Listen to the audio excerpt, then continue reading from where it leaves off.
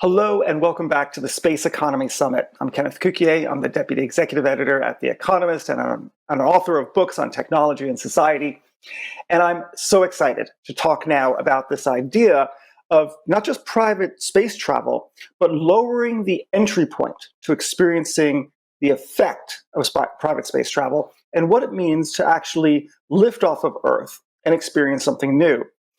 I want to suggest that when we think about how in the public mind we've been doing that, it hasn't always been very good. Of course, we know the famous phrase, open the pod bay doors, Hal, from Space Odyssey 2001.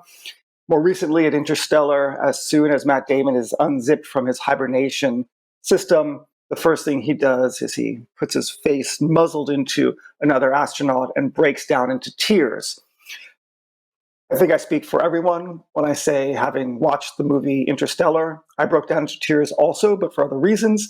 The good news, though, is that two pioneers who are thinking deeply about how the industry can go in terms of customer experience, in terms of design, in terms of business model, are here today to discuss these issues with us. And the first one is Frank Stephenson. He's the design director of Frank Stephenson Design with a legendary career in the automotive sector. You can't help but see very fast cars that whoosh by you from lots of the best brands, and he hasn't had his thumbprint onto it.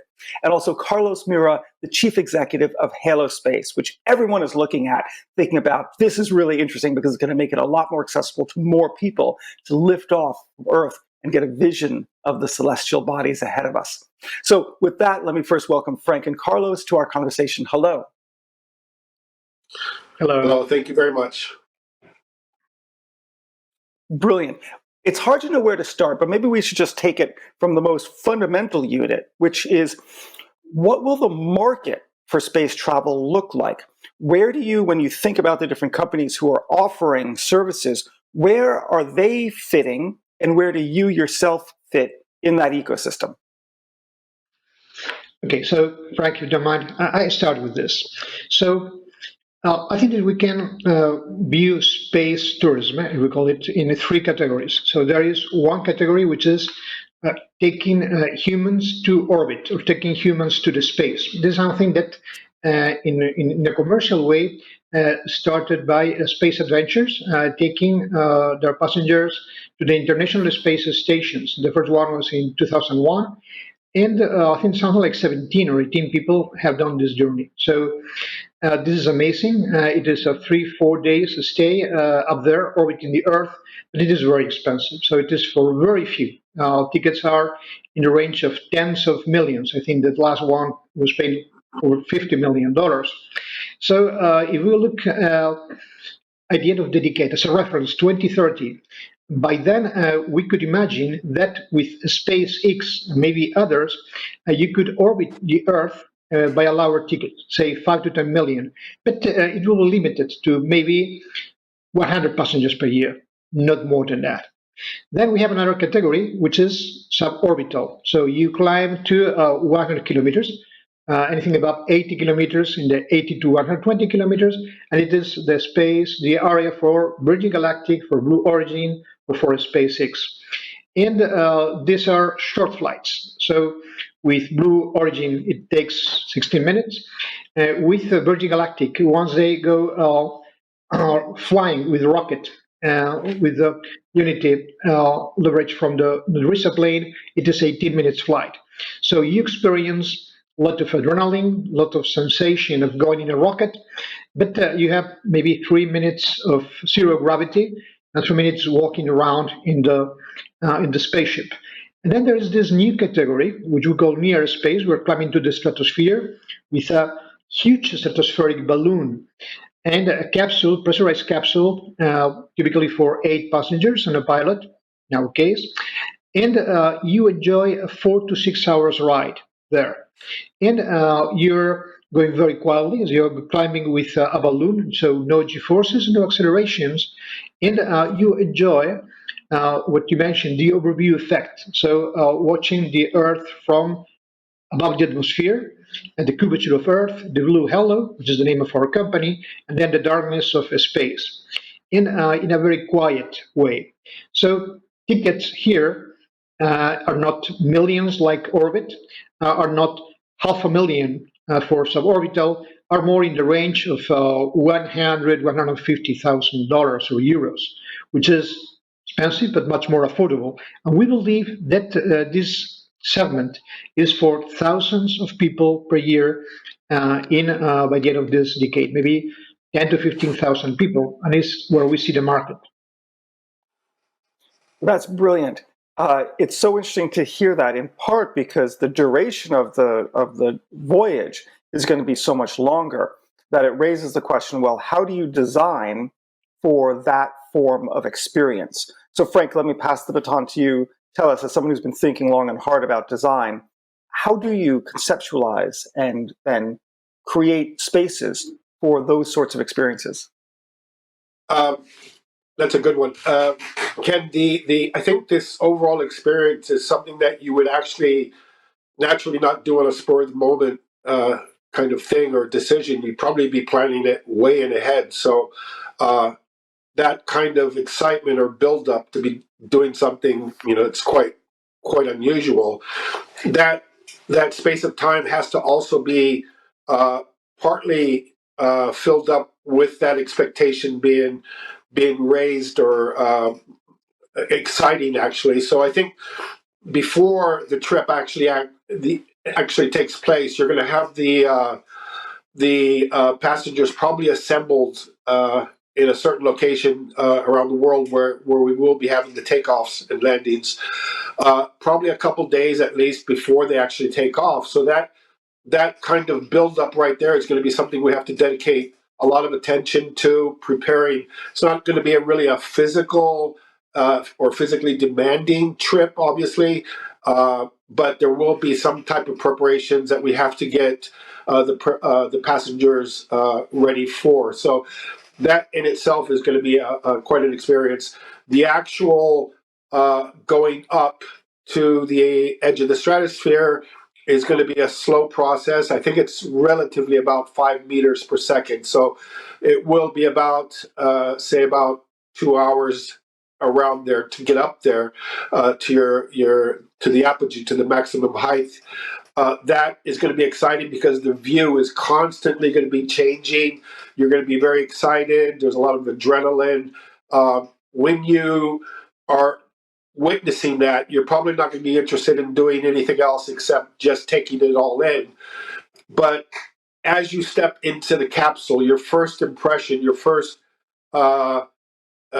feeling has to be one of wow. In other words, the design of the capsule itself is going to give a lot of attention to maximizing that experience of I've never been in something like this before. It can't feel like an airplane, or it can't feel like anything else you've really experienced before. The impression of coming into a relatively I wouldn't say it's huge because we have to keep weight and volume pretty low in terms of the engineering, but you will have to have that sensation of I'm going to be all right. I'm going to be safe for the whole duration that this is going to take place. So I would not expect first class luxury in the seating type of design, but you will be comfortable with a lot of movement to be able to spin around, see the different angles that the capsule will offer you. You're basically sitting in a circle with about a diameter of about 8 meters.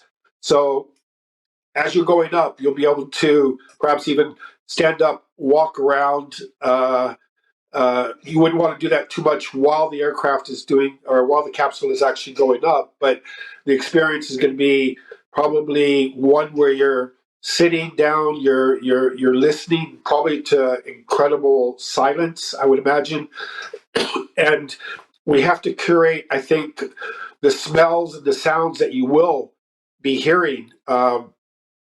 If most of us can smell something, and immediately it will take us back to some point in our youth or our earlier years.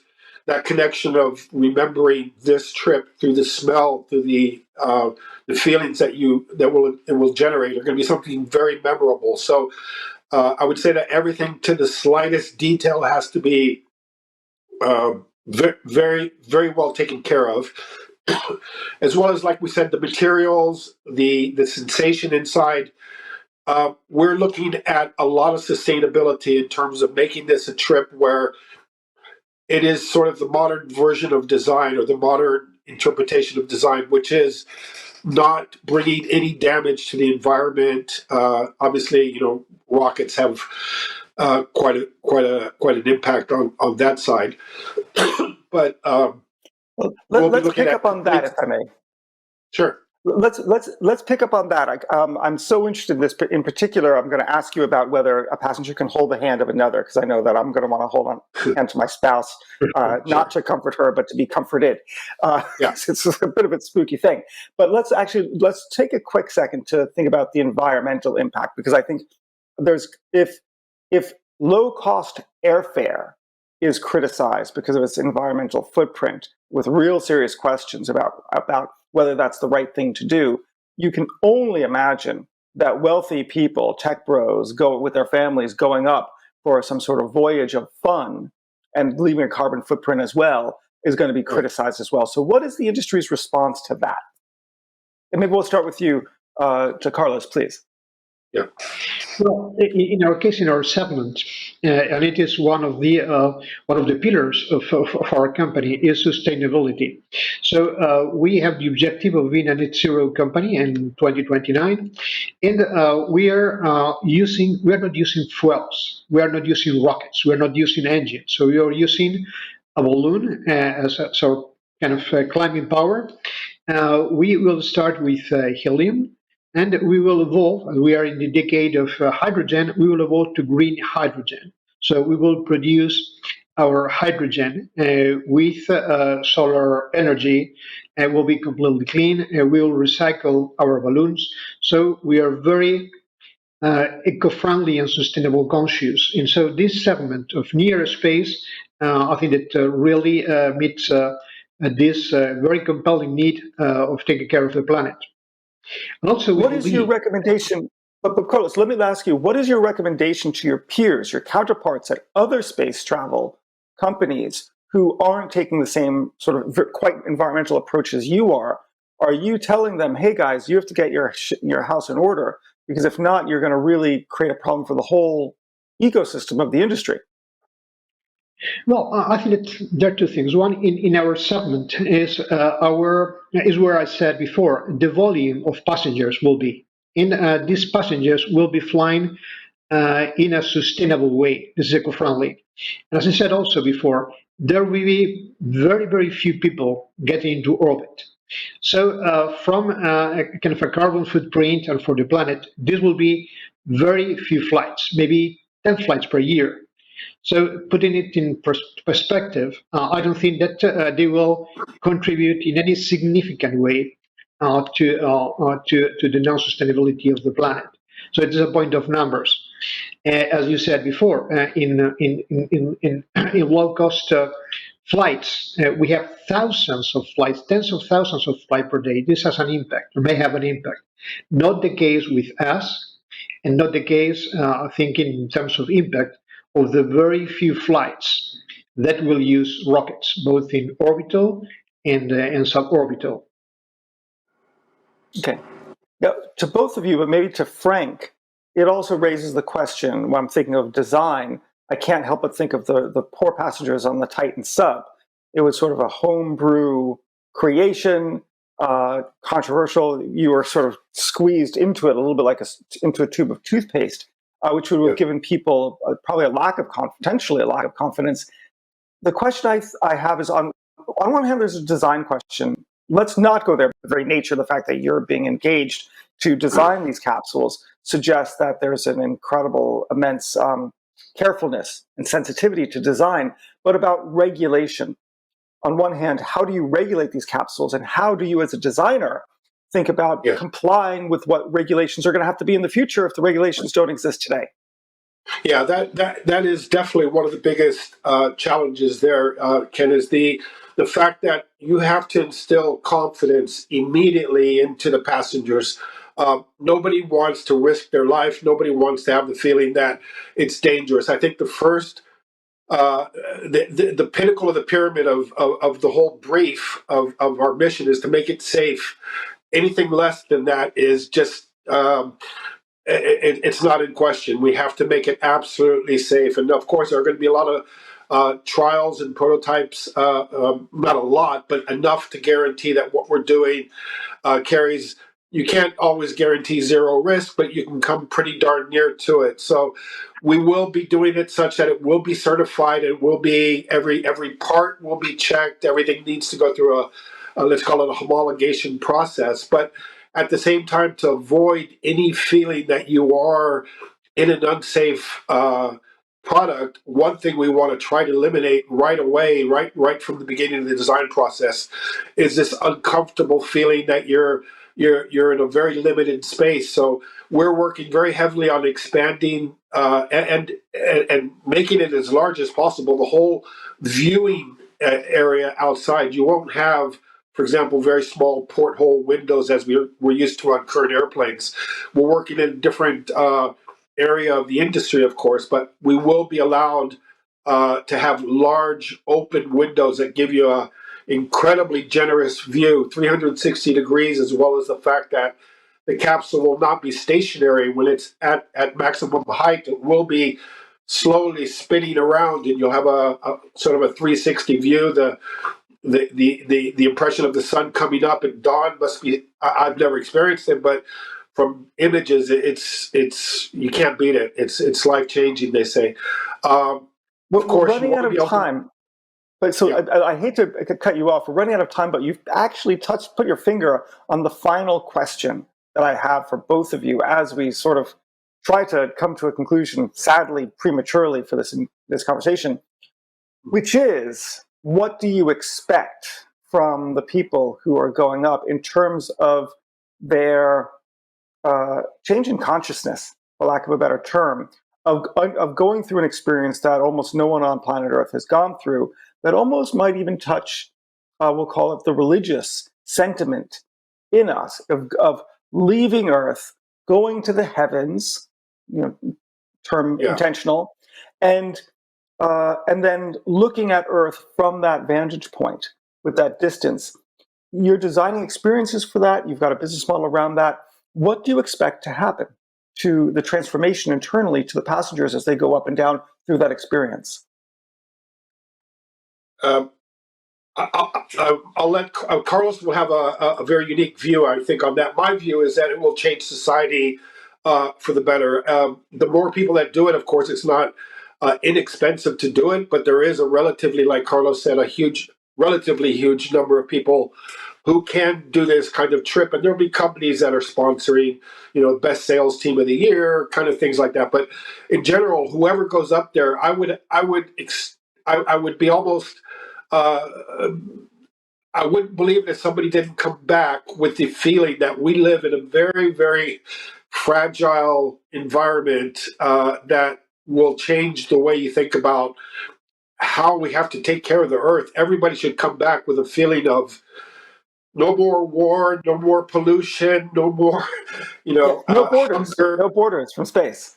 no Yeah. borders. I mean, if you let your mind drift, you can start to imagine that all this petty, in-house fighting, if we want to call it that way, is just ridiculous on Earth, and we have to think in a much more global way as a one species. That's it. Carlos, please. Well, I've had the opportunity to talk to about this with 5 astronauts, and all of them share the same view. This is really a transformational journey. That for them, experiencing this overview effect, this watching the Earth from above the atmosphere, has really changed that. And as Frank was saying, I think it's really transformative. And we truly believe that all of our passengers and all of the people who will have this opportunity to enjoy these views and this experience will be transformed.